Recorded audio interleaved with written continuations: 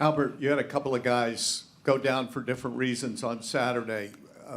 What does it say about the depth of the front that other guys will be able to come in and kind of take up the slack? Honestly, we have belief in our rotation. I mean, for most people, they see the starting spot as the first 11 people out there on the field, but we view it as our backups are starters too, because if one goes down, the next one will fill in the spot as if he never left. Yeah, the fact that you guys have rotated all year, how beneficial is that when somebody does go down or have to leave? It helps out a lot because we all have a chemistry within the defense and with each other.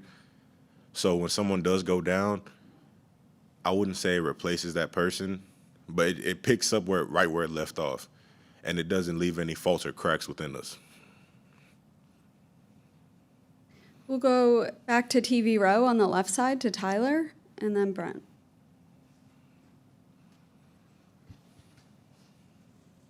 Yeah.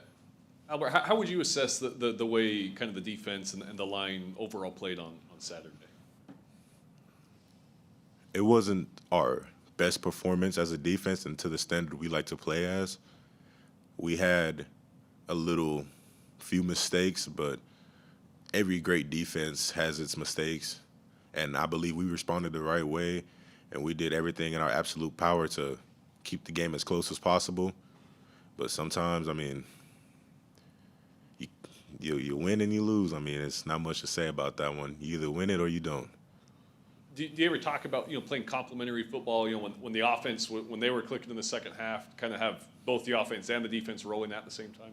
Yes, of course. I mean, that's the goal of any collegiate or NFL team. I mean, you want to complement each other. If one's doing good, you want the other to do good as well and not turn it into an offensive shootout or a defensive battle. I mean, it happens, and that's about it. What do you want to see coming home this Saturday against Mississippi State, just to feel good about kind of where you guys are at? We're just going to play to our standard that we know how to play to. And like I said, that wasn't our best performance, but all we can do now is learn from it and grow from it as a team and as a defense. We'll go front row on the right side to Brent. Riding on the Crownover brothers, how neat has it been to see those two guys, together and being brothers and being on the same team? And do you have any good stories on either one or both? I got a million stories. Sadly, I can't give them all, but Let's go with number one. Number one, I think it would be the first time when I first got here and I met Ernest. And then like a month later, I met Demetrius. I mean, Ernest kind of took me in as a little brother. And, when you're a freshman in college, it's kind of like, who do I trust? Who do I talk to? You want to act cool and hard, but then you're like, I'm a little scared. And it's just like the little nervous anxiety of things. And I met Ernest, and he kind of just helped me ease my way into college. And then meeting Demetrius as well is kind of like I was a part of the family. And then a few months later, I meet his other siblings, the parents, and now I call his mom mama, his pops pops. I treat everybody as if they were my siblings as well. How much faith do y'all have in Coach Fisher and this coaching staff to ultimately get it done here at A&M? A lot. I mean, I know a lot sounds vague, but it's not. We have a lot of faith in him. We trust what he's doing. And to other people outside of here and to the naked eye, it may seem like he's not doing much, but we know deep down and inside of our culture and what we're building that we have a lot of faith in him and we trust him. We'll go second row on the right side to Olin. Do you ever look around the locker room and you see all the guys that are so talented and have a thought like, how are we 5-4? Or is that something that even comes to mind? No, sir. It's never once came to my mind. What did y'all expect for this season? I mean, we expected undefeated and win a national championship, the same goal as every team does at the beginning of the year. And right now, we aren't in that position to do that anymore. So we're just planning on winning out and fighting to get bowl eligible. Yeah, I was going to ask where does the motivation come from when you've had a disappointing season and championships are no longer at stake? Where does the motivation come from to keep playing? a lot of us remember that feeling at the end of the season after the LSU game when we went 5-7, and yes, we had won that last game, but to cut your season off so short after the final game, and then you go home and you watch everybody else playing in bowl games for, what, 3.5 weeks, something like that, correct me if I'm wrong, it isn't a great feeling. And it's never been said, but it's one of those things that doesn't have to be said. We're all thinking the same thing. No one wants to cut the season off short without a ring. We'll go just in front of TV Row to Chip. Albert, with some injuries in the secondary, I know you guys are always wanting to put pressure on the passer, but is there a little more urgency to do that with some younger guys back in the secondary trying to affect what the quarterback does? No, sir. I mean, like I said, I mean, our rotation is really good. Nobody falls off in the rotation.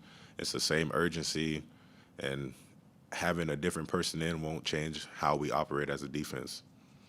We'll go second row on the left side to Carter. Albert, I know you went down against Tennessee. Did you think your season was over at that point? And how encouraging was it, to learn, hey, wait, no, I'm only going to miss one game? Man, I had to process that, man. In all honesty, like, I'm going to be open on this one. In that exact moment when I went down, everything in my head right now was telling me my season was over because I couldn't move my ankle or put weight down on it.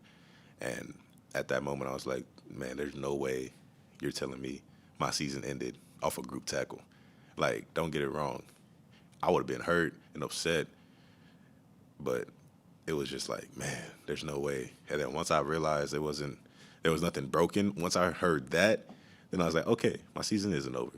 I can still come back. That gave me the motivation I needed to get back into the training room and just get healthy.